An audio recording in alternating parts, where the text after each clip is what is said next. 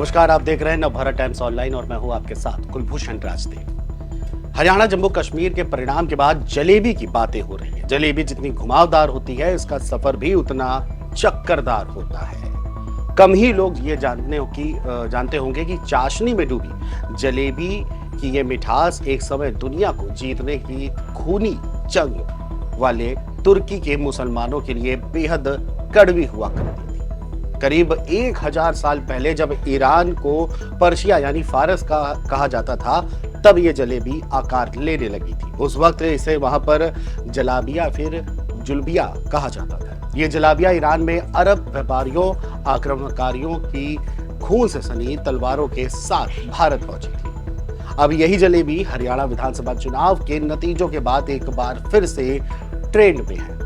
दरअसल कांग्रेस के नेता राहुल गांधी ने सोनीपत के गोहाना में जलेबी खाई थी और मंच से जलेबी की फैक्ट्री लगाने और इससे मिलने वाले रोजगार के बारे में बातचीत की थी। उनकी इस बात पर अब हरियाणा में कांग्रेस की हार के बाद सोशल मीडिया पर जमकर मजे लिए जा रहे हैं। कहा तो ये जाता है कि भारत में आज जो जलेबी खाई जाती है, उस जलेबी की रेसिपी फारसी के जलाबिया या फिर जुलबिया से ली गई है। जुलबिया का सबसे पुराना जिक्र 10वीं शताब्दी में फारसी रसोई से जुड़ी मोहम्मद बिन हसन अल बगदादी की किताब अल ताकीब में मिलता है और वही इसी के समकालीन एक अरब लेखक इब्न सैयर अल वराक की किताब में भी जलेबिया का जिक्र पाया जाता है। ये वो दौर था जब अरब के मुस्लिम आक्रमणकारी पूरी दुनिया में अपने तलवारों से कोहराम मचा रहे थे। उस वक्त ये रमजान के दिनों में बेहद चाव से खाई जाती थी। इसे तुर्की, ईरान, इजराइल और अरब देशों में मुशाबे या फिर जुलबिया कहा जाता है। हाब्सन जॉब्सन जैसे ऐतिहासिक शब्दकोश के अनुसार जलेबी शब्द अरबी शब्द है, जुलाबिया या फारसी जुलबिया से लिया गया है। पाकिस्तान में झेलम के कबायली नेता तनवीर बिन उद्दीन ने इसकी पॉपुलैरिटी में अहम भूमिका निभाई थी, जिनका यह मानना था कि जलेबी खाने से ताकत मिलती है। कहा जाता है कि यह जलेबी अरब जगत के खलीफाओं की पसंद थी। एक अंग्रेज लेखक नॉर्मन चेवर्स की किताब manual of medical jurisprudence of India 1870 में यह कहा गया था कि 1800 के दशक में भारत में कैदियों को जहर देने के एक ऐतिहासिक तरीके के रूप में जलेबी का जिक्र किया गया। यानी सजा के तौर पर जलेबी में जहर मिलाकर के कैदियों को दिया जाता था। माना तो यह भी जाता है कि जब भारत पर मुस्लिम आक्रमण हो रहे थे तो उस वक्त जलेबी सबकी जुबान में मिठास घोल रही थी। जलाबिया को मध्ययुगीन काल में खासकर मुगलों के शासन में भारतीय व्यंजनों से मिलन करवाया गया और तब से यही जलाबिया जलेबी बन गई। उस वक्त ये जलेबी हर त्योहार पर खान पान का हिस्सा बन गई थी। देश के चर्चित फूड हिस्टोरियन कैटी अचाया की किताब Indian food the historical companion में यह कहा गया है कि जलेबी अरब और फारस के अपभ्रंश से निकली है। यहाँ से दक्षिण भारत के तटों से होते हुए ये पूरे भारतवर्ष में फैली और प्रसिद्ध हुई। भारत के एक जैन लेखक हुए जिनासु, उन्होंने 15वीं सदी में एक ग्रंथ लिखा प्रियमकड़ कथा। इसमें बताया गया कि कैसे जलेबी धनी व्यापारियों की सभाओं से बेहद पॉपुलर हुई थी।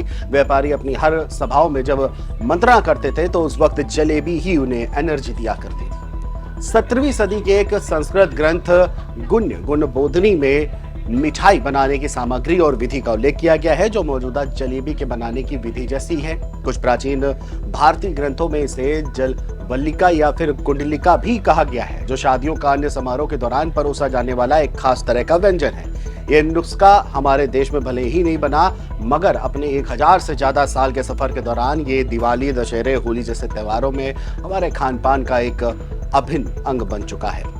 जलेबी पकवान का भारतीय संस्करण उत्तर भारत में सदियों से लोकप्रिय रहा है, जबकि दक्षिण भारत में इसे ज्यादातर जलेबी कहा जाता है। चाहे वह रथ यात्रा पर आयोजित मेले में परोसी जाने वाली बंगाली जिलापी हो या फिर दशहरे पर फाफड़ा के साथ खाई जाने वाली गुजराती जलेबी हो, जलेबी अनिवार्य रूप से भारतीय आबादी के पेट में आराम फरमाती रही है। जलेबी को नेपाल में जेरी के नाम से जाना जाता है। ये शब्द मुगल शासक जहांगीर के नाम से आया, जिसे जलेबी बहुत पसंद थी। बांग्लादेश में इसे जिलापी कहा जाता है।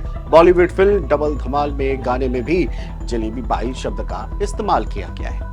भारत देश में जलेबी के कई अवतार हैं जो अलग अलग रूपों में प्रसिद्ध हुए हैं। इंदौर के रात के बाजारों में हैवी वेट जलेबा, बंगाल के प्रतिष्ठित मिठाई निर्माताओं की रसोई में छन्नार जलेबी, मध्य प्रदेश की मावा जलेबी या फिर हैदराबाद की खोवा जलेबी या फिर आंध्र प्रदेश की इमरती या जहांगीरी, जिसका नाम मुगल सम्राट जहांगीर के नाम पर रखा गया था।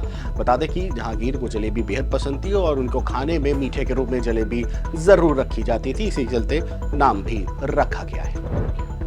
इजराइल के साथ प्रॉक्सी वॉर में शामिल ईरान में यही जलेबी आज जलाबिया या फिर जुलबिया के रूप में बेहद पॉपुलर है। हालांकि इसकी बनावट भारतीय जलेबी से अलग है। इजराइल, लेबनान, जॉर्डन समेत कई अरब देशों में इसे बनाते वक्त गुलाब जल और शहद की चाशनी में डुबोया जाता है, जो इसे बेहद खास बनाता है और अलग ही इसका स्वाद होता है। भारत में चीनी की चाशनी का इस्तेमाल किया जाता है। जलेबी का सियासी नाता भी बेहद जबरदस्त रहा है, इसका भी एक लंबा इतिहास है। देश के पहले प्रधानमंत्री जवाहरलाल नेहरू से लेकर अटल बिहारी वाजपेयी और राजीव गांधी तक को जलेबी बेहद भाती रही है। बीते साल जब पीएम नरेंद्र मोदी ऑस्ट्रेलिया के दौरे पर गए थे तो उन्होंने जयपुर की जलेबी का जिक्र करते हुए कहा कि इसका कोई जवाब नहीं।